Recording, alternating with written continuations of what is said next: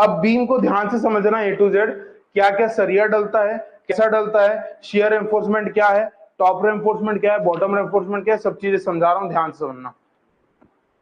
अब अगर बात करते हैं, जैसे हम लोग फॉर एग्जांपल ये हमारा स्ट्रक्चर है, इसमें हम लोग अंदर में सरिया डाल देते हैं, ये हमारा इधर से ये सरिया है, ये सब आपके कॉलम है, ठीक है, ऐसे खड़े हुए बीम।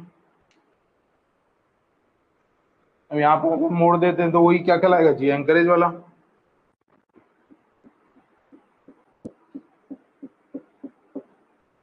यहाँ पर समझ में आ रहा होगा कि बीच में हम लोग ने क्या स्पेसिंग को बढ़ा दिया है और इधर इधर स्पेसिंग को क्या कर दिया है, कम कर दिया है। क्यों करते हैं, इसके पीछे भी रीजन है, उसको भी समझते हैं, ठीक है। अब देखो क्या है, ये बीम है, सिंपल से ये बीम बना ही किसके लिए है, बेंड होने के लिए। तो बीम कौन सा मेंबर कहलाता है, फ्लेक्सुरल मेंबर कहलाता है, जिसको बेंडिंग मेंबर बोलते हैं, ठीक है। बना ही बेंड होने के लिए है, तो बीम के हिसाब से हम लोगों को देखना है कि ऊपर का सरिया क्या होता है, नीचे का सरिया क्या होता है, कैसे उस पर काम करते हैं, ठीक है। आज पर नहीं, इधर देख के पकड़ना नहीं, ठीक है। अब देखो क्या है, इस पे अगर हम लोग देखें तो ऊपर का, इसको ऐसे पकड़, साइड से पकड़, बस वैसे पकड़ना, ठीक है। अब इसको ध्यान से देखना, थोड़ा सा ऊपर उठा बेटा, ठीक है। अब इसको ध्यान से देखिएगा कैसे। तो यहाँ पर हम लोग जो देखते हैं, इसको समझना ध्यान से। ऊपर के जो सरिया, ऊपर में कितने सरिया दिख रहे हैं हम लोगों को, 3। क्रॉस सेक्शन देखिएगा, ऊपर में कितने हैं, 3, और नीचे में कितने हैं, 4। तो नीचे में 4 क्यों डालें, क्योंकि टेंशन पे आएगा, क्योंकि बीम का ये एक सपोर्ट मैंने ऐसे किया, ऐसे करके पकड़ ले, हाँ तो दिक्कत नहीं है ना। तो ये मैंने यहाँ से सपोर्ट किया, उसने यहाँ से सपोर्ट किया, तो दोनों हम लोग एक तरीके का कॉलम दे रहे हैं। अब बीच का ये बीम है, यहाँ पर अगर लोड लगता है तो बेंड होगा, बोलो हाँ। अब जब बेंड होगा तो ऊपर का चीज किस में जाएगा, टेंशन में कि कंप्रेशन में। ये दबेगा तो कैसे बनेगा, ऊपर में ऐसा कर्व बनेगा, तो ऊपर वाला चीज किस में जाएगा, कंप्रेशन में, नीचे में क्या जाएगा, टेंशन में। तो बीम के केस में क्या होता है कि हमेशा ये बोला जाता है कि जो भी सरिया है, वो सरिया हमेशा बना ही टेंशन के लिए, और कंक्रीट हमेशा कंप्रेशन के लिए। तो दोनों में ये साझेदारी है कि जो भी चीज दबाव पे आएगा तो कंक्रीट लेगा, और कोई भी चीज खिंचाव पे आएगा तो वो स्टील लेगा। ये दोनों के बीच में है, ये अजम्पशन भी बोलते हैं कि जितना भी टेंशन होगा वो कौन लेगा, आपका स्टील लेगा, और कंप्रेशन कौन लेगा, कंक्रीट। इसलिए कंप्रेशन कैरेक्टरिस्टिक्स कंप्रेसिव स्ट्रेंथ बोलते हैं। क्लियर है। अब देखो यहाँ पर क्या है, तो ऊपर में हमारे पास 3 सरिया है, नीचे में 4 सरिया है। ये जो इनको जो बोलते हैं, ये जो बोलते हैं लंबा लंबा है, इनको हम लोग transverse reinforcement, longitudinal reinforcement, 2 type के रेनफोर्समेंट कहलाते हैं। याद रखना, ये जो लंबा वाला है ये लॉन्गिट्यूडनल रेनफोर्समेंट होगा, और ये जो है बीच बीच में लगा हुआ है, इसको ट्रांसवर्स स्टीयरअप बोलते हैं, ट्रांसवर्स रेनफोर्समेंट बोलते हैं, या स्टीयरअप बोलते हैं। स्टीयरअप आम भाषा में इसको रिंग बोलते हैं, ठीक है। तो ये क्या कहलाता है, ये सब आपके क्या है, स्टीयरअप्स है। मेरी बात समझ में आ रही है। अब यही स्टीयरअप्स है। अब ये स्टीयरअप्स की दूरी, ये इनका दूरी जो निकालते हैं वो सेंटर टू सेंटर निकालते हैं। सेंटर मतलब इस सरिया का सेंटर से इस सरिया के सेंटर को हम लोग बांधते हैं, उसको हम लोग क्या बोलते हैं, जो स्पेसिंग। क्लियर है। अब आपको क्या होता है, फॉर एग्जांपल मैं यहाँ पर पकड़ के खड़ा हूं, वो वहां पर पकड़ के खड़ा है। अब ये बीम को अब एज्यूम करो कि ये 12 मीटर का बीम है, लंबा बीम है, ठीक है। अब जब लंबा बीम है तो जाहिर सी बात है क्या होना चाहिए, तो यहां पर सपोर्ट है, तो सपोर्ट के पास में इनकी स्पेसिंग को कम कर देते हैं।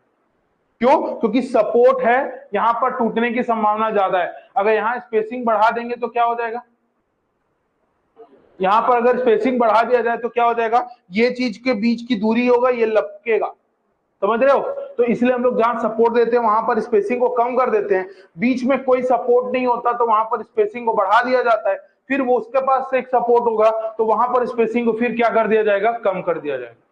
तो मतलब मेरी बात समझ में आ रहा है। तो इस डायग्राम को देख के क्या समझ में आ रहा है, देखो ये पास पास है, ये दूर दूर हो गया, फिर ये पास पास है, मतलब समझ में आया। तो बीम के बांधने का तरीका समझ में आया, और मेन रीजन समझ में आया क्यों होता है ऐसा, क्योंकि यहाँ पर जैसी जाहिर सी बात है, यहाँ पर आपने सरिया बढ़ाओगे तो लोड बढ़ेगा, यहाँ पर भी इसका भी तो कुछ तो लोड होगा, तो सरिया बढ़ाएंगे तो लोड बढ़ेगा। इधर सरिया कम कर दोगे तो लोड कम हो जाएगा। इसलिए यहाँ पर कोई है नहीं नीचे सपोर्ट, मतलब कोई लेने के लिए, लेकिन यहाँ तो कॉलम्स हैं सपोर्ट के लिए, तो ये इसको ले लेंगे। इसलिए यहाँ पर सरिया के स्पेसिंग को क्या कर दिया जाता है, कम कर दिया जाता है, और सेंटर पे स्पेसिंग को क्या कर दिया जाता है, बढ़ा दिया जाता है। ये कोई भी लंबे बीम में आपको देखने को मिलेगा, ठीक है। अब बात हो गई यहाँ पर, तो ये जो लंबे सरिया है ये किसको क्या कहलाएंगे, लॉन्गिट्यूडनल रेनफोर्समेंट। ये जो है इसको कौन सा बोलेंगे, रिंग जो बंधा हुआ है इसको क्या बोलेंगे, स्टीयरअप, या तो स्टीयरअप बोलेंगे या तो ट्रांसवर्स रेनफोर्समेंट। क्लियर है? तो ये जो लेंथ के हिसाब से बना है, ऐसे ऐसे डला है, तो वो क्या कहलाएगा, ट्रांसवर्स रेनफोर्समेंट। यहां तक किसी को डाउट है? समझ में आ गया? अब यहाँ पर ये भी क्लियर हो गया कि यहाँ पर अपन कितने सरिया डाले हैं, 1 2 3 4, नीचे में 4 है, ऊपर में 3 है। ठीक है, तो ये एक बीम है जिसमें हम लोगों को ऊपर नीचे हो गया। ये डबली रेनफोर्स कहलाएगा, सिंगली रेनफोर्स कहलाएगा, डबली रेनफोर्स कहलाएगा। क्यों? क्योंकि हमने ऊपर में भी सरिया डाला है, नीचे भी सरिया डाला है। तो सरिया is in compression zone also, और सरिया कहाँ है, टेंशन जोन ऑल्सो। तो इसको बोलते हैं डबली रेनफोर्समेंट। सिंगली रेनफोर्समेंट क्या होता है, तो ऊपर के सरिया नहीं होते, सीधा सिर्फ रॉड डाल दिया जाता है, स्टीरअप भी नहीं दिखते हैं। स्टीरअप कैसे बांधोगे जी? अरे बोलो ना, सिंगली में डलेगा कि स्टीरअप? नहीं, सीधा सरिया डाल देना अंदर। तो ये आपको क्या कहलाएगा, सिंगली रेनफोर्स। नहीं आया समझ में? आया? ठीक है, तो सिंगली रेनफोर्स में मात्र नीचे के जितने भी रॉड है डाल दिए, ऊपर के कोई रॉड नहीं रहते। तो सिंगली डबली समझ में आया कि नहीं आया? पक्का समझ में आ गया कैसे कैसे बीम है, क्या है? तो आपको अब क्या क्या निकालना है, ये चीज को देखते हैं। तो हम लोगों को क्या क्या निकालना रहेगा, उसके अलग अलग फॉर्मूला।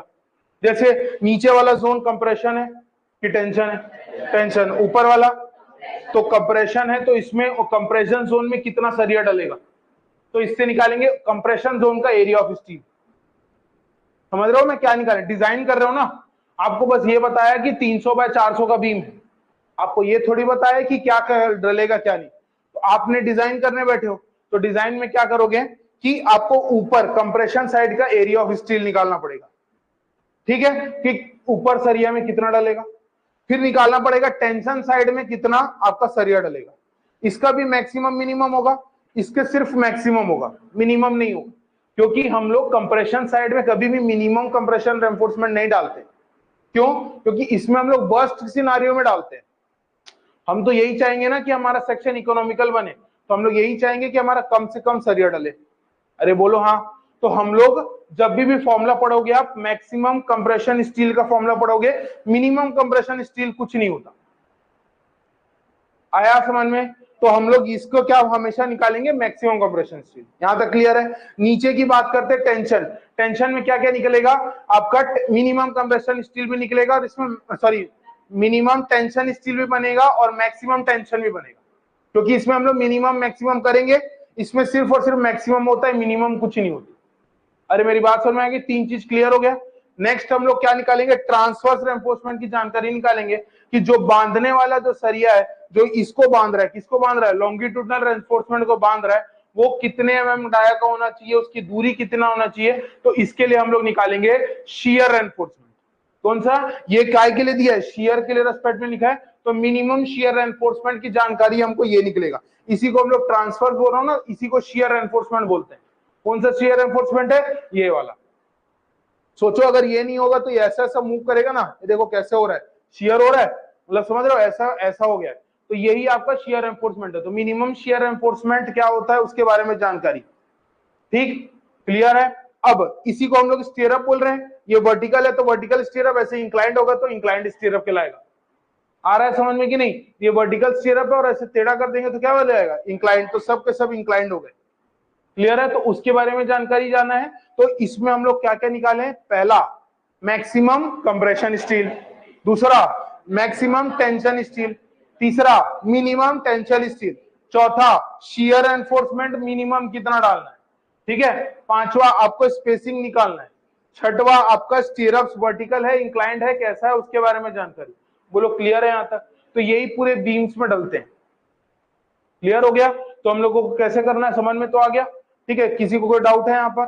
ठीक है, तो ये समझ रहे हो। तो सामने का सेक्शन भी अगर देखते हैं तो सामने में हमको कैसे दिख रहा है, तो सामने में इधर है ना, सामने में कैसे आएगा, इधर पे हम लोगों को 4 सरिया दिख रहा है, नीचे ऊपर में 3 सरिया दिख रहा है। तो सामने का सेक्शन समझ गए। अब यहाँ पर कवर ब्लॉक डालूंगा ऐसा, रुकना रे, इसी जगह वापस। ठीक है, तो कवर ब्लॉक डाल दिया। ये देखो, ये कवर ब्लॉक कैसे डालता है समझ में आया? ऐसी कवर ब्लॉक डाला तो डाया का सेंटर से लेकर यहां तक नीचे शटरिंग प्लेट लगा है, मान के चलो, तो ये कवर ब्लॉक भी डल गया। बोलो समझ में आ गया? ठीक है, तो कवर ये क्या कहलाएगा आपका, ये क्या कहलाएगा, डीसी, जिसको बोलते हैं डेप्थ ऑफ कवर। इसके सेंटर से, इसके सरिया के सेंटर से ऊपर तक ये क्या कहलाएगा, डी इफेक्टिव। अरे पढ़े थे ना कल, डी इफेक्टिव। और ऐसे अगर मान लो पूरा बीम कास्टेड है, अब उसको तो हम दोनों नहीं उठा पाएंगे अगर कास्टेड रहेगा, हैं समझ रहे हो ना। तो उसको अगर अपन पूरा लेते तो वो आपका बी, और ये क्या कहलाएगा, ओवरऑल डेप्थ डी। क्लियर है, समझ में आ गया। अब ये दोनों हम लोग ऐसे खड़े हैं तो जाहिर सी बात है अब हम लोगों के बीच में क्या हो रहा होगा, डिफ्लेक्शन हो रहा होगा। वो डिफ्लेक्शन कितना है तो उसके बारे में हम लोग कल पढ़े थे कि नहीं पढ़े थे, स्पान अपॉन 250 और स्पान अपॉन 350 और 20 mm which ever is less. याद आ रहा है पक्का, यहां तक समझ में आ गया पूरा, किसी को डाउट नहीं है ना।